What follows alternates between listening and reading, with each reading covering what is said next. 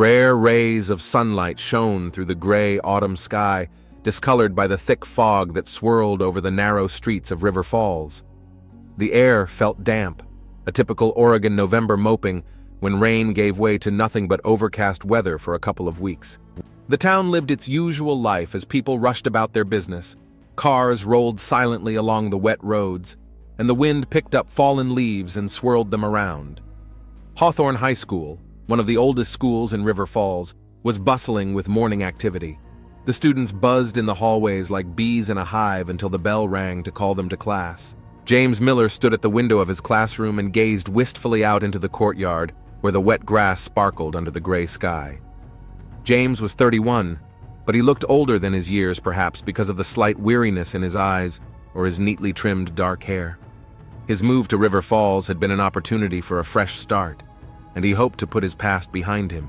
Literature was his salvation, a refuge where he felt at home. Today, he had another high school class. He was flipping through the pages of a novel, preparing to discuss it with the students. When the door creaked open, the students entered the classroom. Julia Ransom stood out among them, a frail girl with blonde hair that was always a little out of place in the school's strict hairstyle. She quickly took a seat by the window and immediately ducked into her notebook, avoiding the gaze of her classmates. "So guys, today we're going to discuss Tess of the D'Urbervilles." James began the lesson with his usual tone, a slight tiredness in it, as if he had told the same story 100 times. Who was ready to share their thoughts? Silence. The students shuffled nervously, waiting to see who would speak first. Finally, Julia raised her hand, her voice quiet but confident. "I think Tess is a victim of circumstance, but she also, in a way, betrays herself when she can't accept her mistakes," she said, her voice trembling but her eyes burning with a passion for literature. James looked at her carefully, as if seeing her for the first time. Her words were unexpectedly mature for a 17-year-old girl. After class, he stopped her at the exit. "Julia, you have a good grasp of the text," he said, holding her gaze. "Have you thought about participating in a literary conference? I'm looking for talented students to represent our school." She looked down in embarrassment. "I don't know if I can do it." "You can do it," James said confidently, and there was genuine encouragement in his voice. "Your gift is something rare. Don't miss the opportunity to develop it." After this conversation, Julia began to stay after school to discuss the details of the upcoming conference with her teacher. These meetings were an escape from reality, from the house where her mother, drenched in the smell of cheap whiskey, spent her evenings in front of the television. Julia had long since gotten used to being left to her own devices. Kathy Burton, her best friend, once noticed Julia leaving Mr. Miller's office later than the others. "Have you become a teacher's favorite?" she giggled, running up to Julia in the hallway. "No, just getting ready for a conference," Julia replied, trying not to meet her eyes. Katie squinted, but didn't say anything. She loved digging into other people's secrets, but this time she decided to wait. Time would tell what was going on between the quiet Julia and her attractive teacher. In the shadows of the classrooms, where the light from the fluorescent bulbs reflected dimly off the green walls, James and Julia grew closer and closer. They discussed poetry, novels, and plays. James couldn't help but admire her talent and extraordinary depth of understanding of literature. "Why do you read so much?" he asked her one day when they were sitting alone in an empty classroom. She shrugged. "It's like an escape. Sometimes I need somewhere to hide from everything." James felt a strange tightness in his chest. He saw in her eyes the same pain he was hiding himself. They both needed to get away from their demons. In these quiet conversations, among the lines of the classics, they found comfort and understanding. But Julia gradually began to notice that her thoughts were returning to her teacher more and more often. She admired his confident gestures when he explained metaphors and his soft voice when he quoted his favorite lines. Her heart beat faster when he stopped his gaze on her longer than usual. At home, everything was the same. Julia's mother would come home drunk and yell at her daughter for any little thing. Julia would lock herself in her room, turning off the lights and lying on her bed, staring up at the ceiling. Mr. Miller's words rolled around in her head. "Your gift is something rare." No one had ever spoken to her like that. He saw something special in her that she herself didn't fully understand. Her feelings grew like weeds in an abandoned lot, becoming more and more out of control. But she was afraid that if she opened up to him, it would ruin everything. Too many things were already falling apart in her world. Autumn was coming into its own in River Falls, and the cold winds were bringing new changes with them. James couldn't help but notice that his thoughts were returning to Julia more and more often. He tried to suppress the feeling, realizing how wrong it was. But every look she gave him, every word she said made his heart beat faster. He had promised himself that it was only an innocent infatuation, but he knew he was going too far. An uneasy foreboding hung in the air like a fog that couldn't be dispelled. The rain in Oregon seemed to be perpetual. It came down from the low, leaden sky and rained without ceasing, covering the city with a gray haze and filling the air with a deafening rustle. Hawthorne High School was drenched in dampness and deafening silence, interrupted only by the sound of footsteps in the corridors and the creaking of old windows. James Miller, as usual, stayed late after class, staring at his laptop screen, but his mind wandered far from the usual schoolwork. When Julia entered his office, her face flushed from the cold wind, her hair slightly disheveled. She brought with her the smell of rain and wet leaves. James froze for a moment when he saw her. She always came in silently, as if afraid to disturb this world of books and silence. "I finished my essay on Dostoevsky," she said, holding out her notebook. Her eyes, as always, burned with impatience. She was looking for approval, and perhaps something more. James took the notebook, but didn't start reading right away. He studied her face, the soft curve of her lips and the anxious glint in her eyes, as if he were trying to unravel something hidden behind the mask of calm. He should have stopped, put a barrier between them, but he couldn't. It was as if some force was pulling him closer, despite all the arguments of reason. "You're really immersing yourself in the piece. I'm impressed, Julia," he said at last. "You have a unique perspective on the characters." She blushed slightly, lowering her gaze to her shoes. Her voice was quiet, almost a whisper. "It's only because of you, Mr. Miller. You taught me to look deeper." The words hung in the air, leaving behind an awkward silence filled with hidden meaning. As the weeks passed, their meetings became more and more personal. First, it was discussions about books and writing, then innocent conversations about life outside of school. Julia talked about how bored and lonely she was at home, about her mother, who was slipping further and further into alcoholic oblivion. James listened without interrupting, feeling his heart clench with pity and understanding. One rainy evening after the school concert, they lingered in the empty assembly hall. The lights dimmed, the air moist and silent, broken only by the distant sounds of rain outside the window. Julia sat on the edge of the stage, her head tilted to the side, her hair falling over her face like a golden frame. "I never thought I'd meet someone who would understand me the way you do," she said, looking at James. He stood a little farther away, trying not to cross the invisible boundary he'd set for himself. But when she stood up and took a step toward him, he felt the ground go away from under his feet. Julia touched his hand, and the gesture was so natural that he couldn't pull away. "Julia," he began, but she was already pressed against him, her face so close he could feel her breath. The kiss was unexpected and timid, like the first rain in spring. At first, he wanted to pull away, to stop her, but her lips were so warm and soft that he just couldn't. The world around him disappeared, and there were only the two of them, hidden in the semi-darkness of the empty hall. But then reality, like a cold blow to his cheeks, returned. He pulled away, confusion flashing in his eyes. "This isn't right, Julia." His voice was full of guilt and worry. But she stared at him silently, her gaze steady, as if begging him not to back down. And in that moment he realized that things had gone too far. The next days were full of tension. Julia walked the corridors of the school with a mysterious smile, while James tried to avoid her gaze. It seemed to him that every student he met, every teacher knew their secret. The principal, Mrs. Hancock, a woman with sharp eyes and cold manners, cast suspicious glances at him several times. He knew she was watching his every move, but there was nothing he could do about it. Kathy Burton also noticed a change in her friend's behavior. Julia began to disappear more often after school, and slip away from her under various pretexts. One day, waiting for her in the schoolyard, Kathy asked her directly, "You're with him, aren't you, Mr. Miller?" Julia stopped abruptly, her face pale. "What are you saying, Katie? It's nonsense." But her trembling voice and blushing cheeks spoke for themselves. Katie, prone to gossip, only grinned, but decided to keep quiet for now. Secrets were her favorite currency, and she knew it was worth waiting to exchange them for something more valuable. Meanwhile, James could feel the pressure from all sides becoming unbearable. He knew he was walking on thin ice.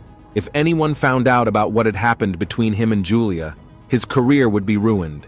He had to fight himself every time she appeared in the doorway of his office, her eyes glowing with joy and her lips sparkling with a smile meant just for him.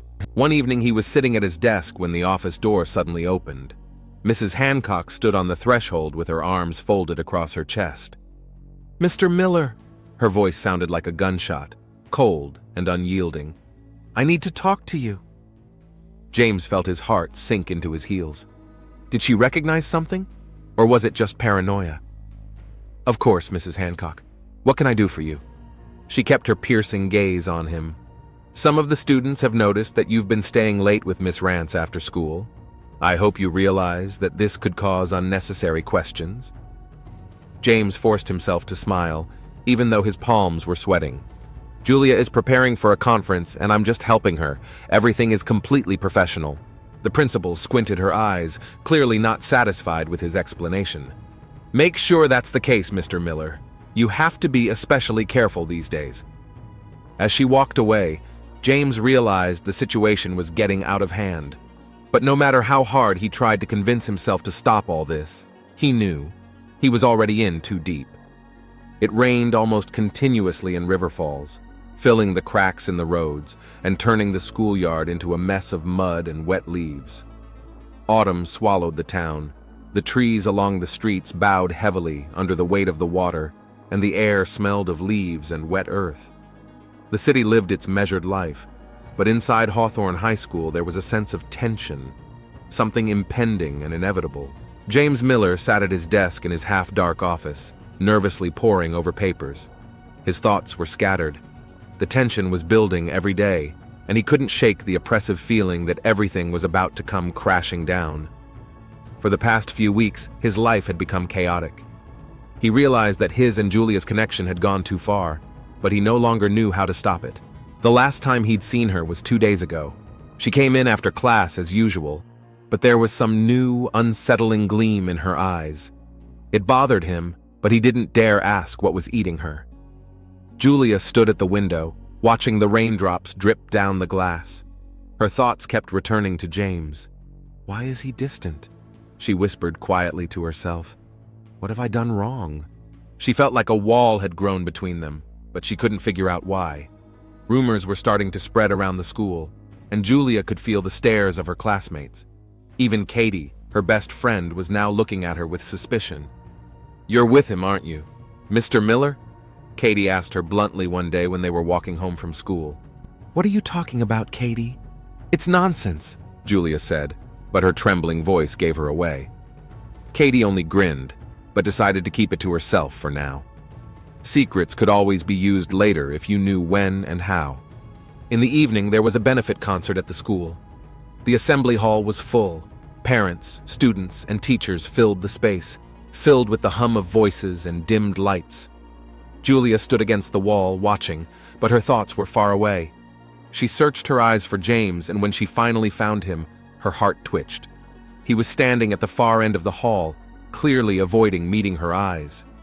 After the concert, when the hall began to empty, Julia waited for everyone to leave and approached him. "Why are you avoiding me?" she whispered. There was pain and despair in her voice. James lowered his eyes, trying to avoid her gaze. "We have to stop this, Julia," he finally answered. "It's gone too far. I'm just your teacher and you're my student." Her face turned pale. He saw her lips quiver, but she did not let the tears fall. "You're lying," her voice trembled.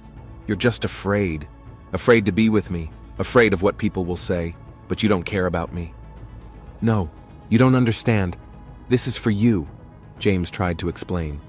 "Your life is just beginning. You deserve better than to be tied to me." Julia pulled away abruptly and rushed away from the school.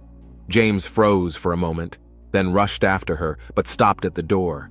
Her silhouette vanished into the darkness, and only the rain drummed on the roof as if mockingly. He felt himself torn inside between fear, guilt, and the desire to protect her. But Julia didn't come home that night. She ran across the empty schoolyard and deep into the woods that began behind the old soccer field. Wet branches whipped at her face, but she ran on without looking back. The forest was dark and hostile, hidden from view, as if the city itself preferred not to notice it. Julia felt like the heroine of an old novel, fleeing from a dark, fateful feeling that she herself could not fully understand. The next morning, her body was found by children walking to school. She was lying on the edge of the forest, among the wet, already turned brown leaves. Her pale neck showed signs of suffocation, and there were remnants of earth under her fingernails, as if she had tried to get out from under someone's hands. Her eyes were open, staring up into a sky as gray as steel. The news of her death spread through the town like wildfire. River Falls residents, accustomed to a measured and predictable life, were shocked. Hawthorne High was at the center of a scandal, and rumors began to multiply. "Did you hear that? They found her in the woods," students whispered in the hallways. "They say she was seeing someone." Detective Mark Baker, a short man in his 40s with tired eyes and gray hair on his temples, joined the case. His partner, Emily Scott, had only recently been promoted and was enthusiastic, but she already knew that in a town like River Falls, every suspect hides secrets, and innocent faces can harbor the darkest of intentions. They arrived at the crime scene early in the morning when the sun was barely breaking through the clouds, illuminating the soggy trees. Mark examined the body carefully. Mark Baker slowly walked around the body, taking care not to miss a single detail. Julia lay on her back, her arms spread lifelessly apart. He noticed the cleanliness of the skin and the neatly styled hair that was untangled. Her wrists were still intact, with no bruises or abrasions that might indicate an attempt at resistance. "Strange," he muttered half-heartedly. "No scratches, no torn clothing. She didn't seem to be expecting an attack." Emily Scott, who had been studying her surroundings, turned to him. Understanding flashed in her gaze. "Do you think the attack was sudden?" she asked. "Some sort of quick grab?" "Most likely," Mark nodded. "If she'd even tried to fight back, we'd have seen signs of struggle on her body. But nothing here." Emily bent down to get a better look at her fingernails, which had lumps of earth under them. "And what are these?" She pointed to the small particles. "If she was lying here motionless, where did the dirt come from?" Mark squinted thoughtfully. "Perhaps at some point she'd tried to grab onto something, or she may have been dragged along the ground while she was unconscious," he said. "But if so, someone obviously knew how to immobilize her quickly." The first elements of the mosaic began to take shape in the detective's mind. The suddenness, the lack of signs of struggle, the cleanly executed strangulation, all of which suggested that the killer was not only cold-blooded, but well-prepared. "We'll have to work with the students and teachers." Mark looked around the forested schoolyard. "In places like this, secrets rarely stay buried, even if it takes a long time. Long interrogations, tons of paperwork, and answers to questions no one probably wanted to hear awaited them." But Mark knew one thing. Someone at this school knew a lot more than they were saying. The foggy morning in River Falls only added to the grim impression of what had happened. A team of investigators had gathered in the woods, surrounded by police tape. Mark Baker stood with a cup of cold coffee and watched as the forensics team worked to gather evidence. The sun was barely breaking through the thick gray clouds, casting a soft, almost otherworldly light on the forest. "The body was found over there at the bottom of the hill," Emily Scott pointed out as she moved closer. "Apparently it had been dragged here. See the tracks on the ground? They stop at the edge of the woods." "So she wasn't killed here," Mark muttered, looking at the deep furrows in the dirt. "Someone had definitely tried to cover their tracks, but they'd left more than they thought." Emily nodded and headed over to the CSI, who was examining a small pile of wet leaves near the body. She soon returned with her find. "Look, a partially torn letter," she said, holding out a piece of paper. You can still see the ink on it, but most of the text is smeared with water. Mark took the scrap carefully, trying not to damage it any more than it already was. The writing was barely legible, a few words hastily scribbled in pencil, then crossed out. A suicide note, perhaps, or maybe someone wanted to destroy it, he suggested. Emily only hummed in response, staring thoughtfully at the footprints on the ground. She squinted, as if about to say something, but then turned around at the sound of footsteps. James Miller was coming toward them, his face as pale as a sheet. He had been called to testify, and he looked as if he hadn't slept at all in the last 24 hours. "Mr. Miller, thank you for coming." Mark gestured for him to join him. "We have a few questions." James tried to keep his cool, but it was obvious how nervous he was. He was visibly tugging at the edge of his coat, and his gaze darted from one detective to the other. I don't know anything," he began, stammering slightly. "Julia, she was a good student. Shocked to hear of her death." "How close were you two?" Emily asked sharply, not taking her eyes off her teacher's face. James froze for a moment, then sighed heavily. "We sometimes talked after class," he answered uncertainly. "She was talented and passionate about literature. I was just trying to be supportive." Mark and Emily looked at each other, and Baker made a note in his notebook. "In that case," Mark began, "why do several of her classmates claim that you were often alone with Miss Rance?" "It's not what you think," James said quickly, his eyes darting to the side. "She was preparing for a conference. I was just helping her." Emily leaned toward him, squinting. "Mr. Miller, I assure you, it's better for us to know everything now than later. It will help you avoid misunderstandings." James clenched his fists, clearly struggling with internal contradictions, but said nothing more. Emily decided not to press him further, at least not yet. "Okay, we'll continue this later," she said calmly, letting the teacher go. "But I advise you not to leave town." Katie Burton, Julia's friend, proved to be more talkative. She sat in the small interview room, arms crossed over her chest, glaring frowningly at the detective. "You were close to Julia, weren't you?" Emily began, taking a seat across from her. "Well, yeah," Katie shrugged. "We always told each other everything, but in the last few weeks she's been kind of secretive." "Secretive?" Mark raised his eyebrows, leaning over the table. "What do you mean?" "She kept saying she had something important to tell me, but she didn't want to share the details." Katie fell silent, as if remembering something. "I knew she often stayed with Mr. Miller after school, but she never told me what they did there." "Do you think they were having an affair?" Emily asked quietly. Katie fidgeted nervously in her chair. "I don't know, but she talked about him a lot. Too much." The girl bit her lip. She felt like he understood her. Emily made a note, then looked at Mark. "We need to talk to Julia's mother," he murmured. "If the daughter was hiding something from her friend, maybe she'd left some trace of her home." The Ransom's house greeted them with the smell of stale tobacco and cheap alcohol. Julia's mother, Mrs. Ransom, looked ragged, her eyes red and her hands shaking as she lit another cigarette. "I've already told the police everything," she said sharply, avoiding eye contact with the detectives. "We just want to clarify some details, Mrs. Ransom," Mark said softly, trying to speak as calmly as possible. "Has your daughter been acting unusual lately?" She swallowed nervously and rubbed her temples. "Yes. She was hiding something, but I didn't ask. I mean, she was always on her own, never shared anything." Emily stared at the woman, catching the underlying fear in her words. "Did you notice anything strange about her behavior? Any fights, perhaps?" she asked. Mrs. Ransom stammered, her eyes darting to the window as if she were looking there for salvation. "None of your business," she growled. "I've told you everything." Emily exchanged a glance with Mark. It wasn't everything, but the woman was clearly afraid to tell the truth. Perhaps her fear had more to do with the death of her daughter. As they left the house, Mark took one last look at the old porch, covered in cracks and debris. "There's something she's hiding from us," he said quietly to Emily. "Maybe Julia knew more than she should have." "Yes," Emily nodded, "but someone had made sure she didn't tell anyone else. They knew they had another long night of work ahead of them."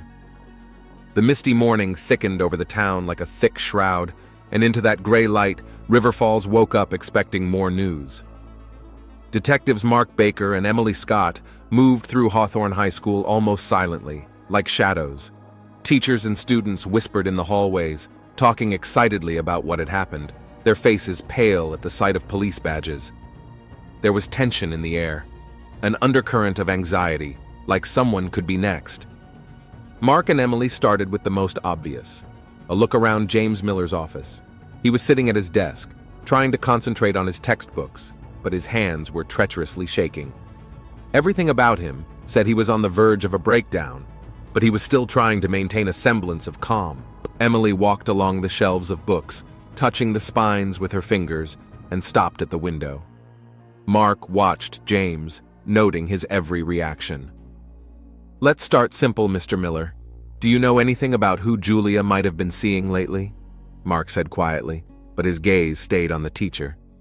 James remained silent, then barely audibly whispered, "No, I don't know anything. She was a good student, passionate about literature. We were just discussing books." Emily cast a brief glance at Mark, but continued to look around the study. Her gaze fell on a scrap of paper partially hidden under a stack of old notebooks. The yellowed edge looked suspiciously familiar. "Is this your paper?" she asked without raising her head. James tensed sharply, but quickly pulled himself together. "I'm not sure. It could have been something from her notes. She often brought in drafts to discuss." Emily picked up the paper and carefully rolled it up in a plastic evidence bag. Mark made a notation in his notebook, but said nothing more. His gut told him that Miller was clearly hiding something, but there was no direct evidence yet. On the other side of town, Kathy Burton sat on the porch of her house, staring at her phone, but her eyes were unfocused. Detectives had a hard time finding her.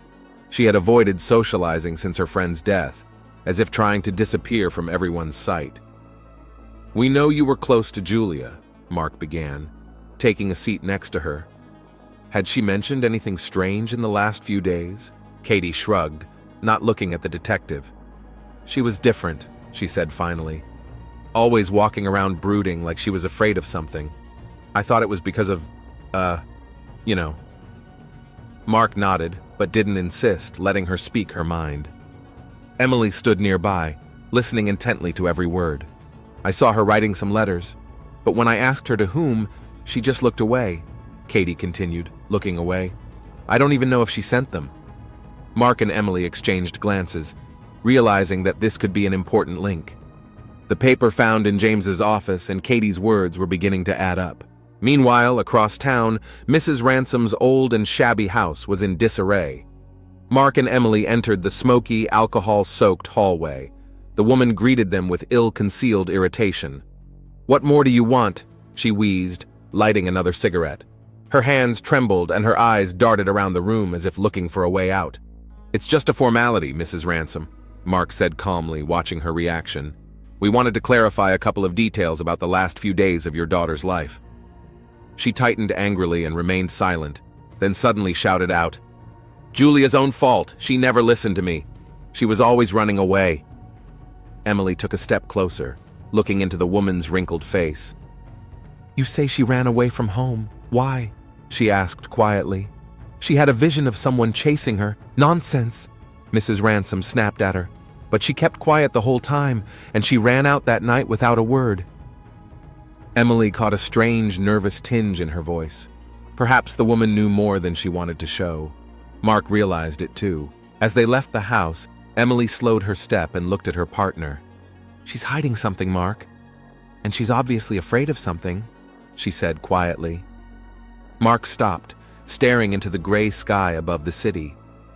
"Maybe she's not just afraid of us," he answered, "but that her secret would come out." A few days passed, but River Falls still lived under a heavy leaden sky. The investigation into Julia's death was moving forward, albeit slowly and with a painful creak. There was an electrified silence in the air. The city held its breath as detectives Mark Baker and Emily Scott continued to dig into the past of the schoolgirl and her loved ones. They sat in their makeshift office, surrounded by papers and physical evidence. The stack of photos, reports, and depositions seemed insurmountable. But Mark finally found something that propelled them forward. A page from Julia's diary that they'd found in her room after repeated searches. He said it couldn't be told to anyone, but I can't keep quiet anymore. It began. Its lines were jagged, as if the person who wrote them was trembling with excitement or fear. Emily read silently, trying to catch every word, written hastily and under pressure. Next came references to James Miller, but to the detective's surprise, a certain she also appeared in the notes. Julia mentioned being threatened, but it wasn't clear from the notes who it could have been. There was only one thing. Julia felt that she was being watched, and that made her truly terrified. Blackmail, Mark said, leaning on the table. Julia was pressing Miller. She wanted him to acknowledge their relationship, but she was clearly afraid of someone else. Emily frowned, looking at the crime scene photos. If Miller was trying to stop her, why did she keep going until the end? She muttered out loud, "And who was this she the diary spoke of?" The answer came unexpectedly. They found it in details they had previously overlooked. On re-examining the letters that Julia had allegedly written to Miller, the experts noticed that the handwriting was different in some places. The letters had been forged. Someone wanted these notes to look like Julia was trying to incriminate Miller. Mark and Emily headed back to Mrs. Ransom's house. This time, the atmosphere was even more depressing. The woman opened the door and greeted them with a grim look, her face looking gaunt and her eyes clouded. The smell of alcohol and cigarettes was even more intense than on their last visit. "You're here again? I already told you everything," she said irritably, but her voice trembled. Mark and Emily didn't let her close the door. They stepped inside and immediately noticed that the woman was on the verge of a nervous breakdown. Emily pulled a copy of Julia's diary out of her bag and silently placed it in front of Mrs. Ransom. "Your daughter was afraid of you," Emily began coldly. "She tried to run away, but she couldn't. You knew about her relationship with Miller, didn't you?" Mrs. Ransom turned pale. She clenched her hands so tightly that her knuckles turned white. I wanted to protect her," she said through gritted teeth, tears glistening on her cheeks. "She was ruining her life. I tried to stop her." Emily took a step forward, her voice softer, almost soothing. "You knew about the letters. You tried to get her to break up with Miller, but when she refused, you decided the only way out was to eliminate her." Tears sprang from Mrs. Ransom's eyes. She covered her face with her hands and moaned softly, as if her words were tearing her up inside. "I just wanted her to stop. She told me she was going to leave and never come back. I couldn't let that happen. Everything I did, it was for her." Emily and Mark exchanged glances. They didn't need any more proof. The story the woman had tried to hide was finally coming out. Later, as Mrs. Ransom was being taken to the police station, Mark and Emily stood on the porch of her house, looking out over the empty streets of River Falls. The fall rain was charging down again, washing away the last traces of recent events. "It wasn't just fear for her reputation," Emily said quietly, looking off into the distance. "She really thought she was saving her, even if it meant killing her." "Sometimes love uglifies people more than hate," Mark replied grimly, lighting a cigarette and staring out into the wet asphalt. James Miller sat in his office. Lit by the dim light of a desk lamp, he knew the truth had finally come out. But it was no relief his career was ruined, his name tarnished forever. He was unforgiven for letting things get this far. The memories of Julia would now always haunt him. When the detectives came by to inform him of Mrs. Ransom's arrest, he only nodded. Not a word of thanks, not a word of relief. There was nothing but emptiness in his eyes. "It's over, Mr. Miller," Mark said quietly before turning to leave. Emily looked at James, but he didn't look at her. All that was left were the shadows that continued to grow in his mind, reminding him of how easy it was to lose himself in the pursuit of illusions.